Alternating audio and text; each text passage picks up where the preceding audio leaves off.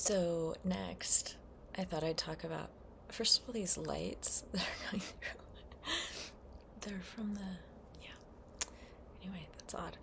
Um, what I thought I would discuss today in terms of ascension journey, like Kundalini awakening symptoms. I mentioned last time the sleep disruption and the food changes and like having to completely shed all the things that weren't authentic as far as like wardrobe and such. So the next things that I noticed, because again, I didn't yet know what was happening to me. I don't know what's happening. I was trying to find language for it. My best friend lives out of town, and both of my best friends live out of town. It's not very convenient. And I would Marco Polo them and be like, oh, this is happening. It's so weird. And they're like supportive and loving and all this stuff. Don't know how to guide me in any meaningful way. And again, I wasn't really like seeking a spiritual awakening at the time. Like I was a good Sherawoo, but like it wasn't my primary focus. Even with all the gifts I had, I was still like grinding, doing stuff. Like I was taking care of my parents that were falling apart. I didn't really have mental capacity to like focus on this stuff. I wasn't even hanging out with a lot of people because I was too busy. So I had been kind of like tucked away and surviving. And what I noticed too, which is kind of like delicate to talk about, but you know, a lot of people associate Kundalini with like tantric practices or like sexual energy, and I knew that to be the case just from hearing it from people. And I thought, since I was single and not interested in all that stuff, that was not like for me. I had no idea that that is also something that is just internal, like not necessarily with a partner, but it's something that happens inside your body.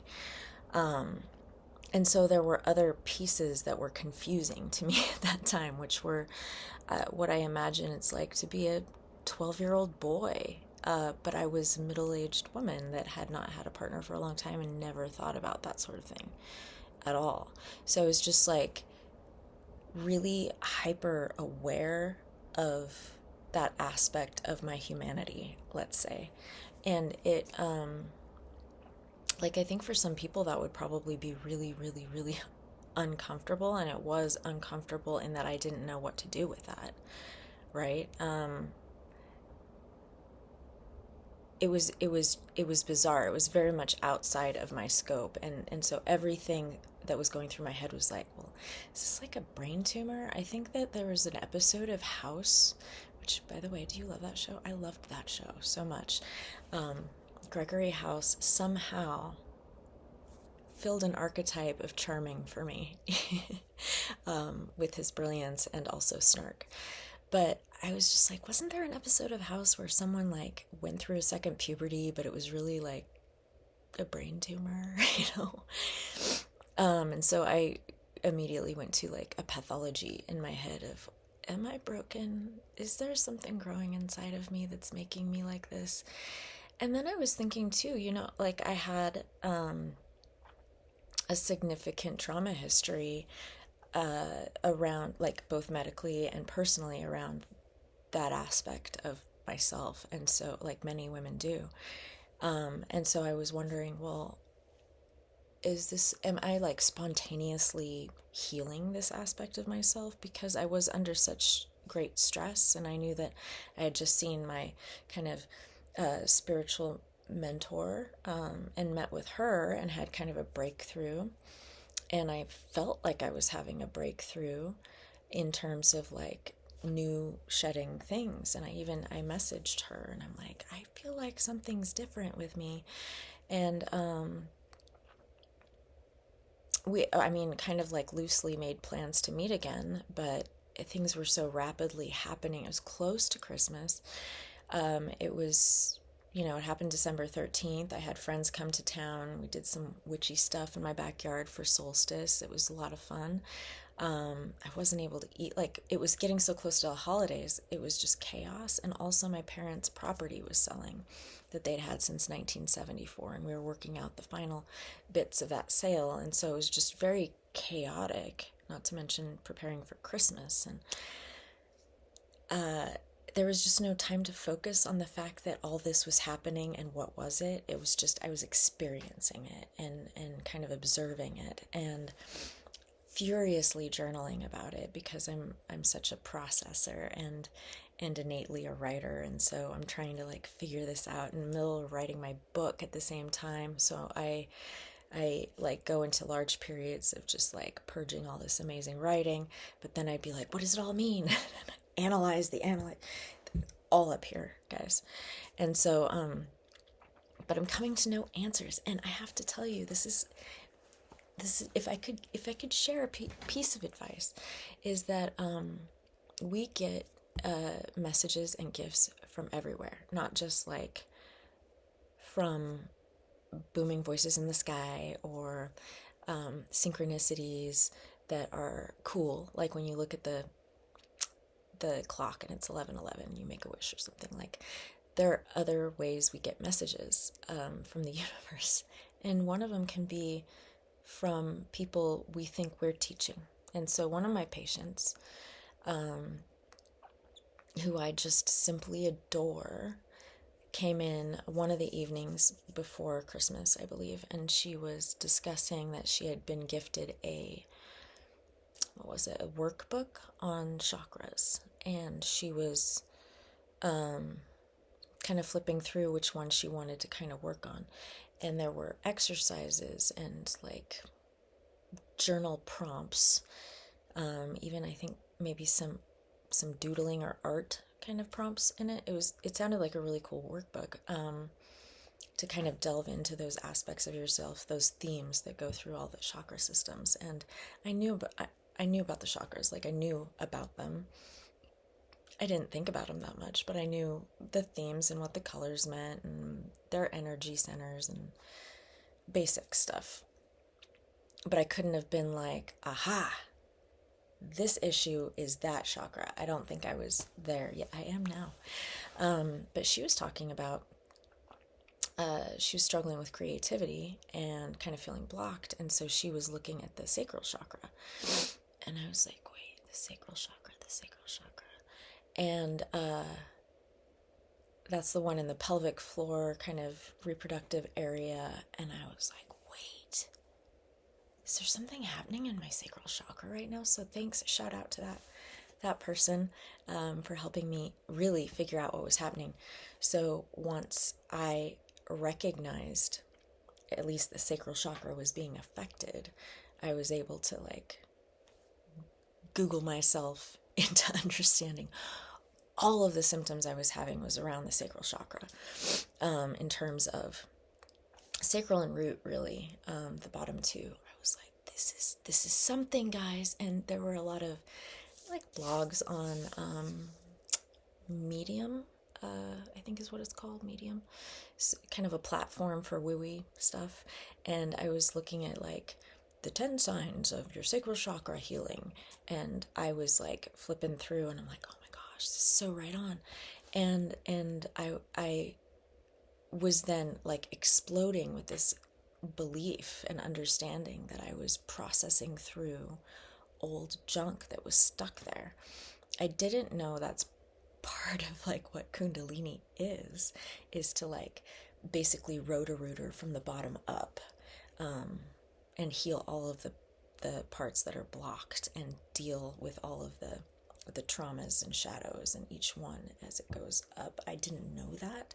So what I knew was that I was having sacral chakra symptoms and radical changes in my everyday life and body. I didn't recognize the other ones that were happening as root chakra yet, like as far as my physical body, my safety, what I'm putting in it, how comfortable I feel in my body, moving it with like the mudras in my sleep. I didn't recognize that as root chakra stuff at all, but that's what it was. The root and the sacral were doing their thing at the time. while I was plugged into a light socket. So this was not like it was instant. I felt it rise, but then it's like cleaning out all the other parts, right? So once I figured out it was the sacral chakra, I was like kind of hyper focused on figuring out how to allow that to flourish. How do I support this intensive healing process in my sacral chakra? Because anyone who's had like sexual trauma or reproductive medical trauma, and mine are both like fairly equal in severity, you don't want to live with it forever. Like it takes up big spaces in your head and your heart and your spirit, and it affects a lot of things. And I was just really, really excited at the potential that could be gone. And so I started really like feeding that healing process from that awareness. Like I shifted from what's happening to, oh my God, is this happening? And then I'm in, like, let's do this. So I was super excited. And as soon as I figured that out, I started reaching out to my like pretty wooey friends that I knew that I would define as super woo at the time. And like talk to them about, I didn't have a lot of super wooey friends, but I was like, I think my sacral chakra is healing. And they were like supportive and amazing. And wherever they were at in their journey, they were like, oh, this is what you need to try or whatever. And just really helpful, wonderful humans at that time. And I just continued to like water that. And then I would say the next thing that happened beyond that, as I was trying to figure out what was really going on, was I started experiencing some really shadowy aspects of myself. And my daughter would say that was a hard time. It was a hard time for her. And I mean, generally speaking, as an autistic individual, I don't always know how I'm coming across. If I'm directly communicating, sometimes I sound mad. I don't know that I do that sometimes. I try to be pretty aware, but if I'm overly stressed or overwhelmed, that just goes out the window. Like the tone goes out the window, and I'm just like, this is what I want. But it's never with intention of being curt. But she was like, you were a very directive communicator during that time and kind of scary. And that's too bad. I feel a little bad about that. But then shadow is shadow. What are you going to do? So shadow is when you're digging into the parts of yourself that are unhealed. And that's a lot of stuff for everybody. And at that point, I started, like we all have themes in our lives. And those themes are, I think, recurrent issues that we're faced with in order to heal or worsen or just like keep the same. And some of mine at the time, and we all have them to varying degrees. Like I don't have some at all in this lifetime that other people struggle with, and others I'm just like, it's been turned up, So one of those shadowy aspects is kind of what I know now to be known as the unhealed feminine energy of like clingy, needy, fearful, abandonment. I mean, everybody knows what that feels like when you're in a relationship and you start getting really needy and afraid, and then the other person's like, what's that? You're a lot. I haven't had a lot of, I've not chosen a lot of intimate relationships during my adult years while raising my daughter because that's too complicated to mix those worlds. So I haven't really had a lot of relationships, but when I was younger, I had quite a few. Very romantic brain I have, and would delve into the love and all of that, but hadn't really explored that. But then all of these old feelings around that started like erupting that hadn't been visited in ages. And it was weird. It was like digging out your closet and seeing, or not closet, maybe your garage, seeing what had been growing in the dark all that time, like all that time. And it was just really aggressive, and got stuck in here, and it was not in my character at the time at all. And how did that manifest? I think it manifested mostly in my own head and in my journal, and some in communication with people that used to be in my life more notably. And even in it, I was like, I'm doing shadow work. I knew I was doing shadow work. I was looking at the darkest parts of myself that made me embarrassed or ashamed or like horrified, and I was digging into them and staring straight at them in the face and being like, it's like a standoff, like not liking those parts of myself at all, but then also embracing, I'm kind of done with this part. Let's like pull it out from its hair, you know? And it felt gross, I have to say. It just feels so bad.